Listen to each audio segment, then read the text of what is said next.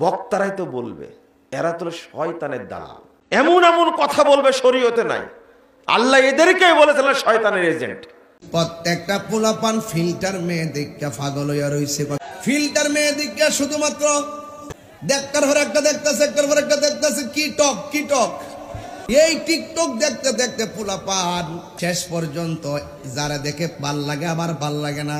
ফেসবুকে দেখছেন আপনি, সি সি সি সি উলঙ্গ ন্যাংটা নোংরা খারাপ মহিলাকে আপনি দেখতে আছেন, ফেসবুকের মধ্যে ঢুকছে তো 2-3 ঘন্টা বের হয় না।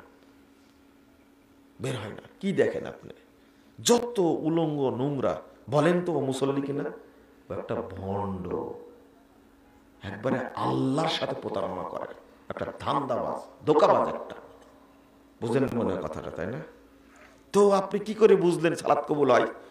রাসূল সাল্লাল্লাহু আলাইহি সাল্লাম বলছেন, ইন্নার রাজুলা লা ইউসাল্লি 60 সানা। সাহাবীরা শুনে রাখো, আমার উম্মতের অনেক ব্যক্তি সালাত আদায় করবে একটানা 60 বছর যাবত। কত বছর? 60 বছর যাবত। মা তুকবালু লাহু সালাতুন, তার এক রাকাত কবুল হয়নি। কথা কি আমার না আল্লাহর রাসূলের? তো আপনার ভয় লাগে না? আসলে ভয় লাগার কথা। 60 বছর যাবত সালাত আদায় করে, অথচ আল্লাহ রাসূল বলছেন তার এক রাকাত কবুল হয়নি, একটা সালাত কবুল হয়নি, একটা সালাত কবুল হয়নি।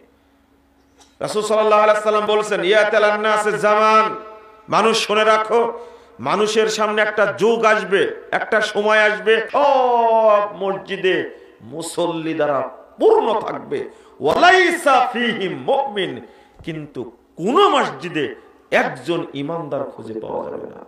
সব মুনাফিক, সব মুশরিক, সব কাফের। বুঝলেন এই কথা?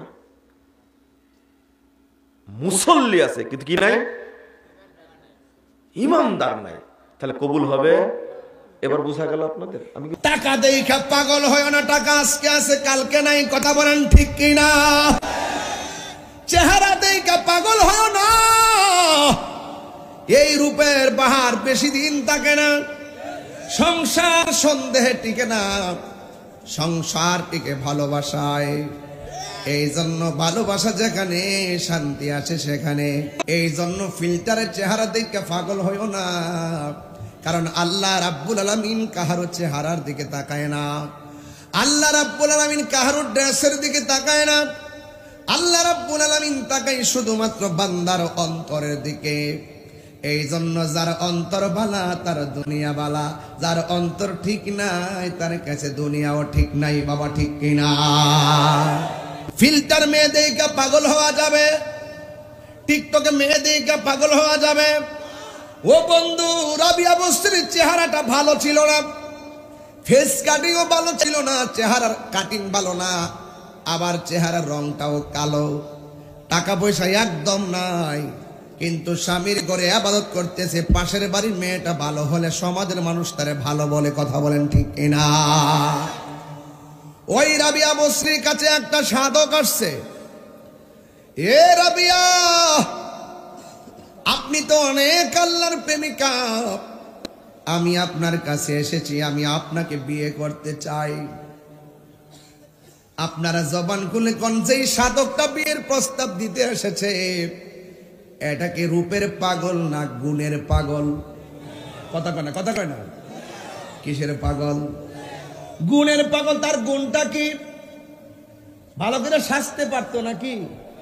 তার 1 নম্বর গুণ হলো, ইমানদারের যে 3টা গুণ আছে, একটা গুণ হলো ইমানদারে খাবে কম, 2 নম্বর গুণ হলো ইমানদারে কথা বলবে কম, 3 নম্বর ইমানদারে গুণ হলো ইমানদারে খাইবে কম।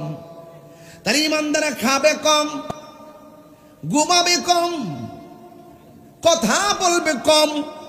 আজকে থেকে 3টা সবক নিয়ে বাড়িতে যান, 1টা বছর পরে দেখবেন আপনি মাহফিলে আসলে, ওয়াজের মাহফিলে বসলে বাড়িতে যাইতে ভালো লাগবে না। ওয়াজের ভিতরে চোখের পানি ফালায়া কানবেন, কারণ আপনার দিলের মধ্যে মদিনাওয়ালার সিংহাসন জারি হয়ে যাবে।